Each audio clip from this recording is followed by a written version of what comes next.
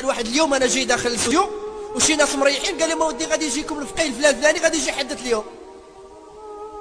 ملي تميت داخل لقيت هاد الناس كيتخيلوا هاد الفقيه خاصو يكون عنده قصر ويكون عنده فيلا وتكون عنده الشيفور والمرسيدس بحالو بحال الفنانه والمغنيين. ما بقاش عند الناس عبار، ولا بحال الفقيه بحال المغني بحال شي بطل ديال المصارعه بحال شي كويري، ولا عندهم كلشي مقاد.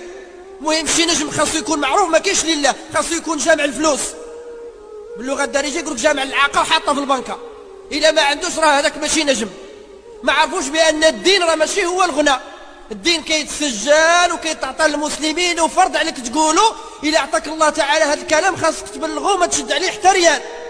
خاصك تكون فقير أسوة برسول الله صلى الله عليه وسلم. واخا يعطيوك الملايين خاصك تفرقها وما خاصك تخبيها. الا بغيتي تكون بحال رسول الله صلى الله عليه وسلم اللي ما كانش يشبع من خبز الشعير، واللي مات صلى الله عليه وسلم والدين عليه حتى مشات ادته امنا عائشه رضي الله عنها. سيدنا النبي صلى الله عليه وسلم فيه الموت وكيقول لها شحال باقي عندي في الدار؟ كتقول لي 6 ديال الدنانير. كيقول لها سيري تصدقي بها في سبيل الله قبل ما تخرج الروح ديالي. اللي معمر بركه بالملايين وقال لك انا من المسلمين. سبحان الله، كنخادعوا نفسنا وكنكذبوا. هذا هو النفاق اللي تكلم عليه سيدنا النبي صلى الله عليه وسلم. اذا المظاهر غلبت علينا، اش قال لنا النبي صلى الله عليه وسلم؟ لا ترى منهم عابدا الا مرائيا. ما يبقيش شي واحد يعبد الله تعالى الا رياء وسمعه، يدير باش يقولوا الناس، يعطي باش يقولوا الناس، يدير غير صدقه خصو يدير فيها المشوي ويدير فيها البسطيله ويدير فيها القرينه الكحله. علاش؟ جاي فلان وجاي فلان وجاي فلان وجاي. الشيطان تاعو تا بديك الحسنه اللي باغي يدير. الانسان كيعبد الله تعالى يعبد قدام الناس. الا صلى في الدار بوحده، الا كان بينه وبين الله يكركب الصلوات ويجمع، الا كان في الجامع وكيشوف فيه السي فلان ويشوف فيه الامام يقاد الصلاه ويصوبها ويتخشع فيها، الا جا عنده شي مسكين وكان بوحده يقول لي سير اسدي الله يعاوننا عاونك، ما تصبح ما عنديش. الا كان مع السي فلان والسي فلان يجبدها خضراء ولا يجبدها زرقاء ويعطيها ليه. علاش؟ لان غيشوفها فلان وفلان. سبحان الرياء. والله تعالى كيقول في الحديث القدسي انا اغنى عن الشركاء. الله سبحانه وتعالى قال لك ما نبغيش شريك في العمل ديالي. عندك وحده من الجوج، اما ترضي الله واما ترضي الناس. ولهذا جاء في الحديث قال لنا سيدنا النبي صلى الله عليه وسلم اول من يقضى بينهم يوم القيامه، دوك اللي غادي يحاسب الله، قال لك اول من غادي يحاسب الله 3 ديال الناس غادي يجيبهم الله قدام العباد يوم القيامه. واحد عنده الاموال، غادي يقول لي الله تعالى اش درتي بالمال ديالك؟ غادي يقول لي يا ربي تصدقت به في سبيل الله وعطيته ودرت ودرت ودرت ودرت. غادي يقول لي الله تعالى عطيتي باش يقولوا الناس كريم وقالوها في الدنيا، ما عندي ما نخلصك اليوم. الثاني عطاه الله سبحانه وتعالى الشجاعه، اش درتي بديك الشجاعه ديالك؟ قال لي يا ربي قاتلت في سبيل الله واستعملت القوه ديالي لله. قال لي استعملتي باش يقولوا قوي شجاع وقالوها الناس في الدنيا وخلصوك، ما عندي ما نعطيك اليوم. والثالث قال لك واحد المقرئ كيقرا القران، عطاه الله تعالى واحد الصوت جميل وحفظ كتاب الله. كيقول لي الله تعالى اش درتي بالقران ديالي؟ كيقول لي يا ربي ما كاينش شي زرده ولا شي مناسبه الا وقريت فيها القران، ما كاينش شي جامع الا وقريت فيه القران. قال لي الله تعالى النيه ديالك كانت باش يقولوا الناس تبارك الله عنده صوت ومقرئ وقالوها وخلصوك في الدنيا، ما عندي ما نخلصك اليوم. فيأمر الملائكه كتجرهم 3 وكديهم للزبانيه لجهنم، نسال الله العافيه.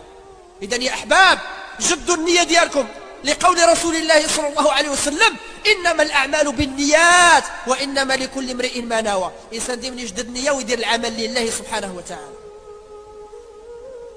اذا سيدنا النبي صلى الله عليه وسلم بين لنا اول نقطه، قال لنا لا ترى منهم عابدا الا مرائيا. العباده تولي الرياء والسمعه، والعباده اللي فيها الرياء والسمعه ربي ما يقبلهاش. ثانيه ولا شيخا الا ظالما. قال لك سيدنا النبي صلى الله عليه وسلم هذا الزمان يولوا الشيوخ ظلام. شكون الشيوخ؟ با وباك وجدي وجدك وامي وامك والدينا ولاو ظلام. علاش؟ لانهم بعدوا على النهج ديال الله تعالى، ولات الماديات هي اللي كتحكم، ولاو والدينا ما كيرضاوش علينا الا لعطيناهم الحبه والفلوس. والله ما عندك الفلوس ما يرضاو عليك. كتلقى الراجل كيتقى الله والدري كيتقى الله وكيصلي وكل شيء ووالديه غضبانين عليه، وخوه اللي كبر منه اسكيري ما يعرفش سيدي ربي ويجيب المال من الحرام والمال ديال الحرام كثير ويدور مع باه يقول لي سير وليدي انا مغطيك برده ونفرشك برده. سكيري مفرشو برده، واللي كيخاف الله ساخط عليه. علاش؟ هذا كيجيب ليه الفلوس وهذاك ما كيجيبش ليه. وهاد الوالدين اللي كيرضاو على اولادهم من اجل الفلوس لعنه الله عليهم الى يوم الدين. هما كيرضاو وربي كيلعنهم، لان الرضا ديال الوالدين من رضا الله، والرضا ما كيتباعش ويتشرى بالفلوس. الصحابه رضي الله عنهم كانوا كيرضاو على اولادهم الى حفظوا القران، الى تعلموا العلم، الى خافوا الله سبحانه وتعالى، الى داروا العمل ديال الخير. ما كيرضاوش عليهم الى جابوا الفلوس. لا، الارزاق بيد الله.